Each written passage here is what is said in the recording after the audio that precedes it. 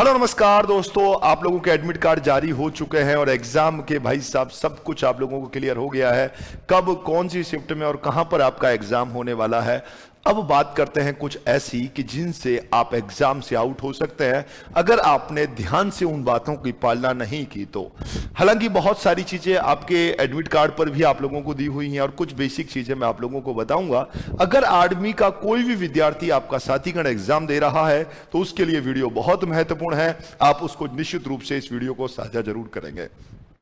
ऐसी छोटी छोटियां गलतियां जिनके कारण आप एग्जाम से बाहर हो सकते हैं, चाहे वो ड्रेस कोड हो। ड्रेस कोड को लेकर के भी मन में ऐसा रहता है कि फिर उसके बाद देखो एक बार माइंड सेट खराब हो जाता है ना एग्जाम से पहले, तो फिर मन नहीं करता एग्जाम देने का। कुछ एक डर अलग से होता है, कुछ आते हुए को भी भूल जाता है। तो इन छोटी छोटी चीजों को मुझे लगा अपने विद्यार्थियों तक ये बात पहुंचानी चाहिए, तो आप लोगों तक मैं ये सूचना सारी लेकर के आया हूं।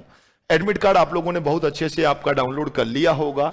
ऑफिशियल वेबसाइट से कुछ इस प्रकार का इंटरफेस आपको देखा होगा।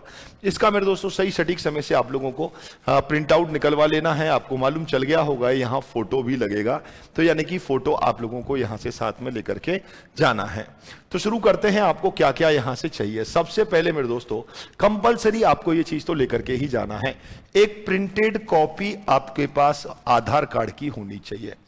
ओरिजिनल हो कोई जरूरी नहीं है, हालांकि ओरिजिनल आप लेकर के जाएं अच्छी बात है, कॉपी जरूर चाहिए, फोटो कॉपी। साथ में ही ओरिजिनल आईडी, फोटो प्रूफ आपके पास, जो इंस्ट्रक्शंस जो हैं वो आपके पास यहां से आपको देखना है। ओरिजिनल आपको फोटो आईडी भी आप लेकर के जानी है। पीईटी वाटर बोतल आप लोगों को यहाँ के लिए, यानी ट्रांसपेरेंट जो बोतल होती है ना पानी की, वो आप लेके जा सकते हैं। ऐसा नहीं है कि अलग से आप बोतल लेके चले गए, ट्रांसपेरेंट आप पानी की बोतल अपनी लेके जा सकते हैं। गर्मियों का मौसम है तो आप लोगों को लेके वहां से जानी चाहिए। दूसरी बात, दो आपके पास रीसेंट कलर्ड फोटो होने चाहिए और साथ में ही एक पेन आप लेकर के जा सकते हैं और ये भी ट्रांसपेरेंट ही होना चाहिए, ब्लू और ब्लैक। हालांकि पेपर जो है वो सीवीटी मोड पर होगा, पर रफ कार्य करने के लिए पहले ही आपको चेता दिया गया है। ये सारी चीजें आपके पास होनी चाहिए। साथ में ही आपके पास जो है must be e admit card आपके पास होना चाहिए। ये अच्छे से आप लोगों को देख लेना है भाई। साथ में ही आपकी जो सिटी वगैरह आपको दिख रही है, शिफ्ट दिख रही होगी, डे आपको दिख रही होगी, जिसमें मेंशन है वही एडमिट कार्ड लेकर के जाना है। एडमिट कार्ड आपको पता होगा दो हो जाते हैं, एक एग्जाम सिटी बताते हैं और एक में आपके पास एडमिट कार्ड में आपको एक और अलग से मिलता है और उसमें आपकी जो एग्जाम सेंटर है वो भी आता है। तो एग्जाम सेंटर जिसमें मेंशन है वो आपको लेकर के यहां से जाना होगा। साथ में ही आपके पास लिंक दे रखी है, लोकेशन दे रखी है, आप अपना रूट देख सकते हैं और उस रूट पर अपनी रिपोर्टिंग टाइम से आधा घंटे पहले पहुंचने का भी प्रयास आप लोगों को करना है। इस बात को अच्छे से आप दिमाग में सेट कर लें। आपका एमसीक्यू बेस्ड पेपर होगा, 60 मिनट जो भी आपके अलग अलग सेगमेंट में अलग अलग प्रकार से टाइम आपके बीच में मिलने वाला है।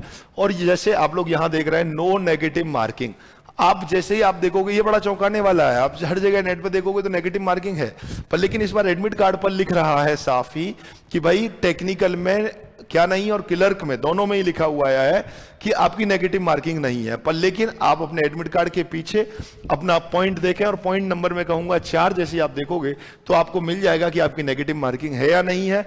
और साथ में ही वहां इंस्ट्रक्शंस को भी पढ़ें।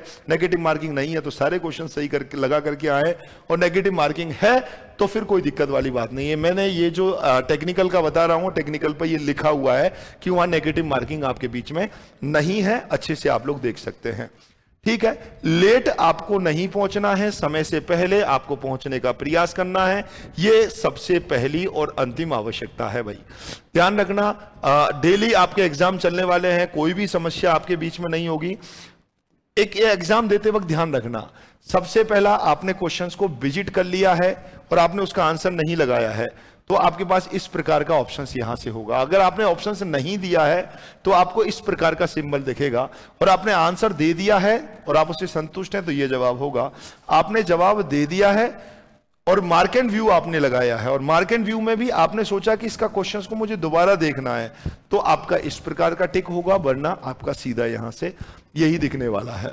तो निश्चित रूप से ये क्वेश्चंस को अटेंड करने के तरीके हैं, बहुत ईमानदारी से पेपर को अटेंड करना है, अच्छे से सटीक समय से आपको पेपर में पहुंचना है।